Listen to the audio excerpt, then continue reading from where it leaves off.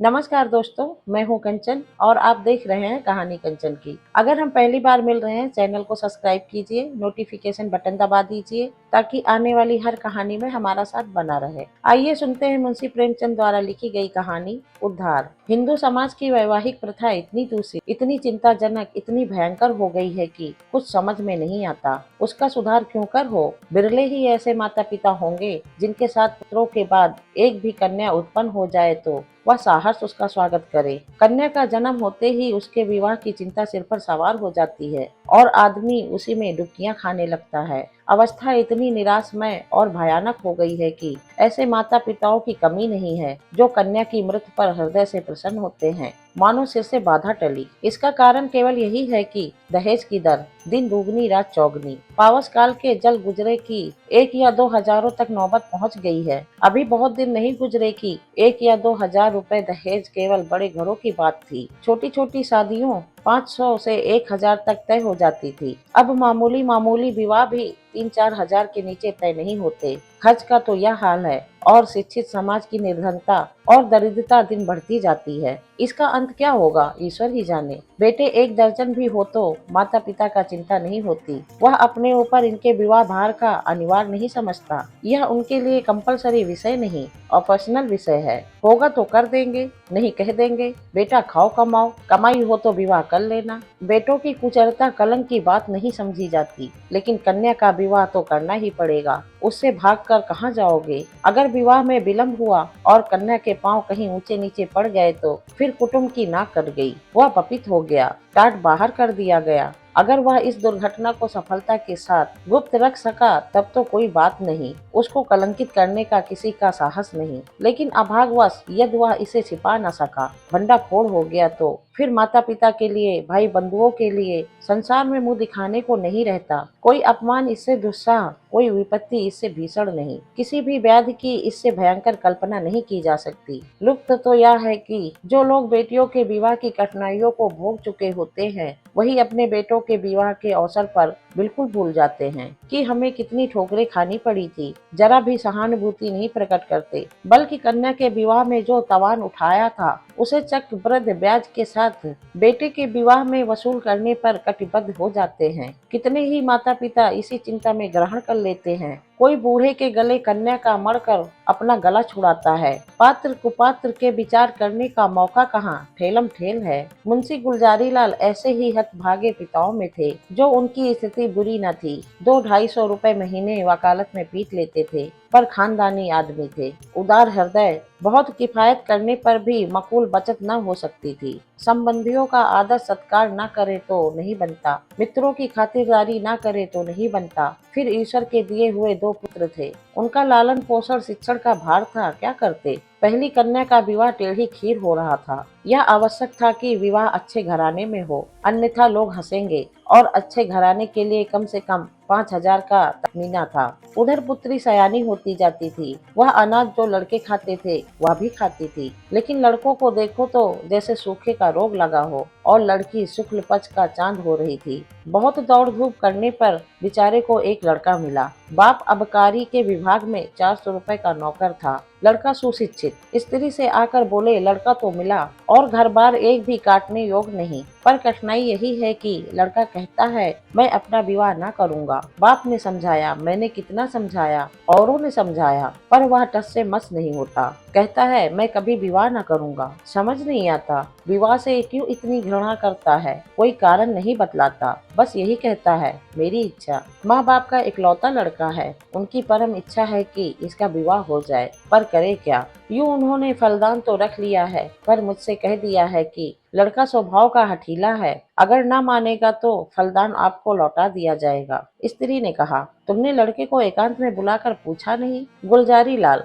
बुलाया था, बैठा रोता रहा, फिर उठकर चला गया। तुमसे क्या कहूँ, उसके पैरों पर गिर पड़ा। लेकिन बिना कुछ कहे उठकर चला गया। स्त्री, देखो इस लड़की के पीछे क्या क्या झेलना पड़ता है। गुलजारी लाल, कुछ नहीं, आजकल के लौंडे सैलानी होते हैं। अंग्रेजी पुस्तकों में पढ़ते हैं कि विलायत में कितने ही लोग अविवाहित रहना ही पसंद करते हैं। बस यही सनक सवार हो जाती है कि निर्द्वंद रहने में ही जीवन की सुख और शांति है। जितनी मुसीबतें हैं वह सब विवाह ही में है। मैं भी कॉलेज में था तब सोचा करता था कि अकेला रहूंगा और मजे से सैर सपाटा करूंगा। स्त्री, है तो वास्तव में सही बात। विवाह ही तो सारी मुसीबतों की जड़ है। तुमसे विवाह न किया होता तो क्यों ये चिंताएं होती। मैं भी कुंवारी रहती तो चैन से कटती। इसके 1 महीने बाद मुंशी गुलजारी लाल के पास वर ने यह पत्र लिखा। पूज्यवर, सादर प्रणाम। मैं आज बहुत असमंजस में पड़कर यह पत्र लिखने का साहस कर रहा हूँ। इस भ्रष्टता को क्षमा कीजिए। आपके जाने के बाद से मेरे पिताजी और माताजी दोनों मुझ पर विवाह करने के लिए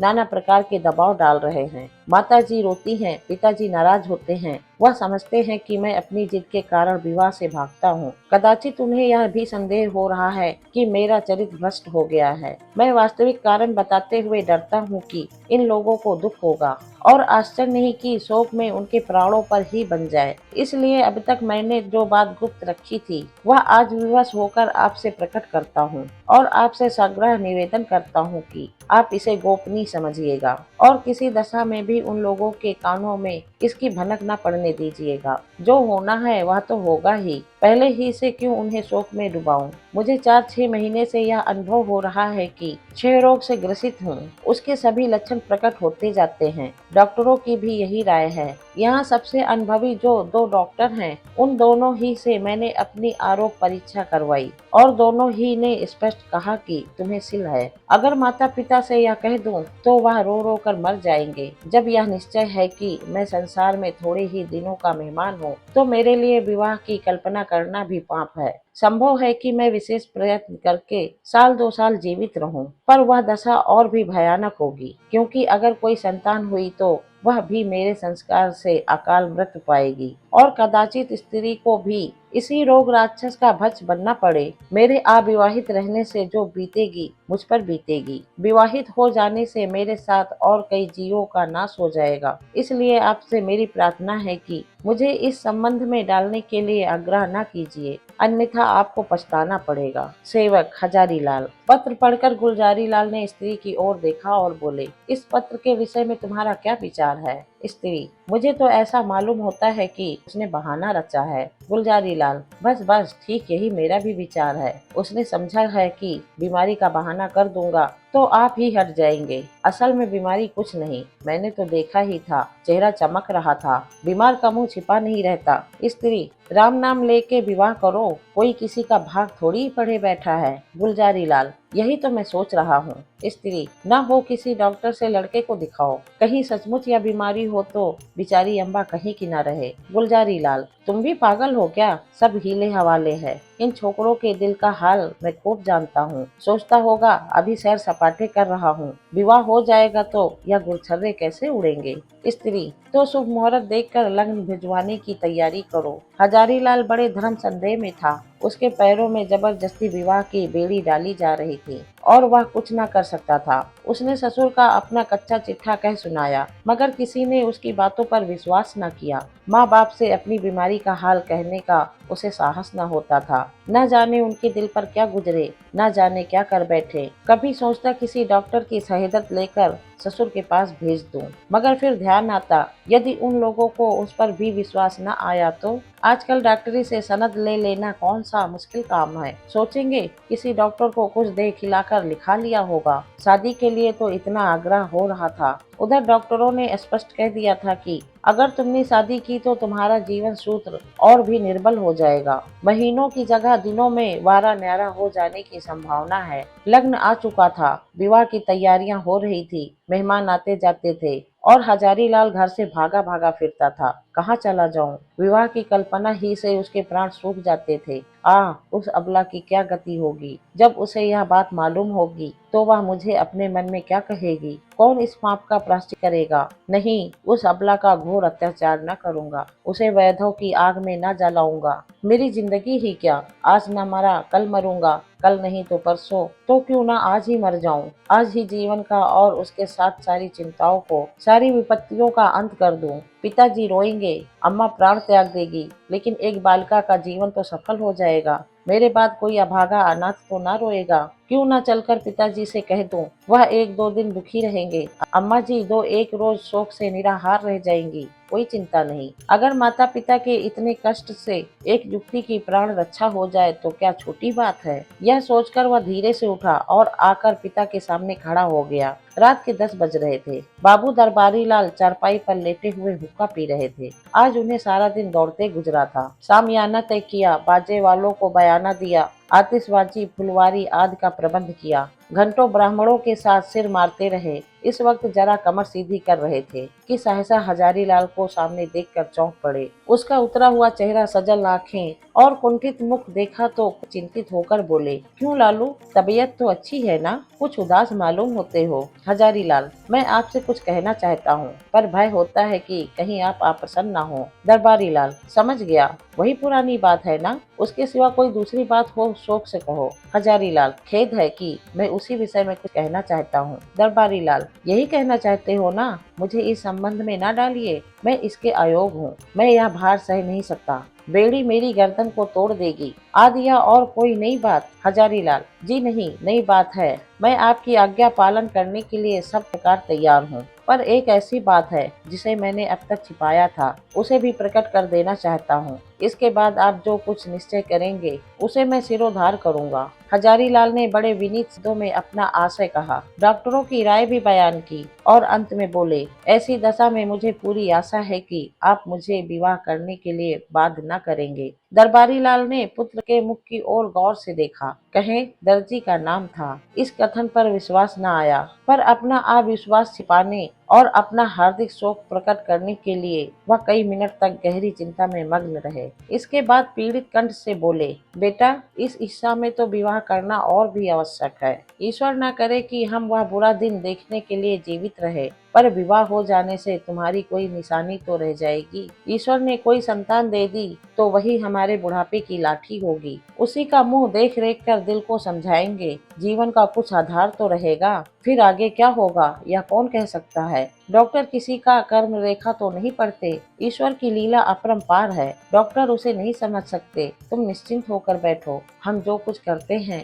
करने दो। भगवान चाहेंगे तो सब कल्याण ही होगा। हजारीलाल ने इसका कोई उत्तर नहीं दिया। आंखें डबडबा आई। कंठा विरोध के कारण मुख तक न खोल सका। चुपके से आकर अपने कमरे में लेट रहा। 3 दिन और गुजरे, पर हजारीलाल कुछ निश्चय न कर सका। विवाह की तैयारियों में रखे जा चुके थे। मंत्री की पूजा हो चुकी थी और द्वार पर बाजों का शोर मचा हुआ था। मोहल्ले के लड़के जमा होकर बाजा सुनते थे और उल्लास से इधर उधर दौड़ते थे। संध्या हो गई थी। बारात आज रात की गाड़ी से जाने वाली थी। बारातियों ने अपने वस्त्राभूषण पहनने शुरू किए। कोई नाई से बाल बनवाता था और चाहता था कि खत ऐसा साफ हो जाए मानो वहाँ बाल कभी थे ही नहीं। बूढ़े अपने पके बाल को उखड़वा कर जवान बनने की चेष्टा कर रहे थे। तेल साबुन उबटन की लूट मची हुई थी और हजारीलाल बगीचे में एक वृक्ष के नीचे उदास बैठा हुआ सोच रहा था, क्या करूं। अंतिम निश्चय की घड़ी सिर पर खड़ी थी। अब एक क्षण भी विलंब करने का मौका न था। अपनी वेदना किससे कहे, कोई सुनने वाला न था। उसने सोचा, हमारे माता पिता कितने अदूरदर्शी हैं। अपनी उमंग में इन्हें इतना भी नहीं सोचता कि वधू पर क्या गुजरेगी। वधू के माता पिता कितने अदूरदर्शी हैं। अपनी उमंग में भी इतने अंधे हो रहे हैं कि देखकर भी नहीं देखते, जानकर नहीं जानते। क्या यह विवाह है? कदापि नहीं। यह तो लड़की का कुएं में डालना है, भाड़ में झोंकना है, कुंद छुरे से रेतना है। कोई यातना इतनी दुस्साह कर अपनी पुत्री का वैधों के अग्निकुंड में डाल देते हैं। या माता पिता हैं? कदापि नहीं। यह लड़की के शत्रु हैं, कसाई हैं, बाधिक हैं, प्यारे हैं। क्या इनके लिए कोई दंड नहीं? जो जानबूझकर अपनी प्रिय संतान के खून से अपने हाथ रंगते हैं, उसके लिए कोई दंड नहीं? समाज भी उन्हें दंड नहीं देता? कोई कुछ नहीं कहता, हाय। यह सोचकर हजारीलाल उठा और एक और चुपचाप चल दिया। उसके मुख पर तेज छाया हुआ था। उसने आत्म बलिदान से इस कष्ट का निवारण करने का दृढ़ संकल्प कर लिया था। उसे मृत्यु का लेश मात्र भी भय न था। वह उस दशा में पहुंच गया था जब सारी आशाएं मृत्यु पर ही अवलंबित हो जाती हैं। उस दिन से फिर किसी ने हजारीलाल की सूरत नहीं देखी। मालूम नहीं जमीन खा गई या आसमान। नदियों में जाल डाले गए, कुएं में बांस पड़ गए, पुलिस में हुलिया गया, समाचार पत्रों में विज्ञापन निकाली गई, पर कहीं पता न चला। कई हफ्तों के बाद छावनी रेलवे से 1 मील पश्चिम की ओर सड़क पर कुछ हड्डियां मिली। लोगों को अनुमान हुआ कि हजारीलाल ने गाड़ी के नीचे दबकर जान दी, पर निश्चित रूप से कुछ न मालूम हुआ। भादों का महीना था और तीज का दिन। घरों में सफाई हो रही थी। सौभाग्यवती रमणियां सुलह श्रृंगार किए गंगा स्नान करने जा रही थी। अम्बा स्नान करके लौट आई थी और तुलसी के कच्चे चबूतरे के सामने खड़ी वंदना कर रही थी। पति गृह में उसे यह पहली ही तीज थी। बड़ी उमंगों से व्रत रखा था। सहसा उसके पति ने अंदर आकर उसे साहस नेत्रों से देखा और बोले, मुंशी दरबारी लाल तुम्हारे कौन होते हैं? यह उनके यहाँ से तुम्हारे लिए तीज पठौनी आई है, अभी डाकिया दे गया है। यह कहकर उसने एक पार्सल चारपाई पर रख दिया। दरबारी लाल का नाम सुनते ही अम्बा की आंखें सजल हो गई। वह लपकी हुई आई और पार्सल स्मृतियां जीवित हो गई। हृदय में हजारीलाल के प्रति श्रद्धा का एक उदार सा उठ पड़ा। आह, यह उसी देव आत्मा के आत्म बलिदान का पुनीत फल है कि मुझे यह दिन देखना नसीब हुआ। ईश्वर उन्हें सदगति दे। वह आदमी नहीं देवता थे जिसने मेरे कल्याण के निमित्त अपने प्राण तक समर्पण कर दिया। पति ने पूछा, दरबारी लाल तुम्हारे चाचा है? अम्बा, हाँ। पति, इस पत्र में हजारीलाल का नाम लिखा है, यह कौन है? अम्बा, यह मुंशी दरबारी लाल के बेटे हैं। पति, तुम्हारे चचेरे भाई? अम्बा, नहीं, मेरे परम दयालु उद्धारक जीवन दाता, मुझे अथाह जल में डूबने से बचाने वाले, मुझे सौभाग्य का वरदान देने वाले। पति ने इस भाव से कहा मानो भूल हुई, बात याद आ गई हो। आह, मैं समझ गया, वास्तव में वह मनुष्य नहीं देवता थे। दोस्तों, यहीं पे कहानी समाप्त होती है। कैसी लगी कहानी कमेंट में जरूर लिखना। वीडियो को लाइक करना, दोस्तों के साथ शेयर करना, चैनल सब्सक्राइब करना मत भूलना। मैं कंचन आपसे विदा लेती हूँ। फिर मिलूंगी नई कहानी के साथ। धन्यवाद।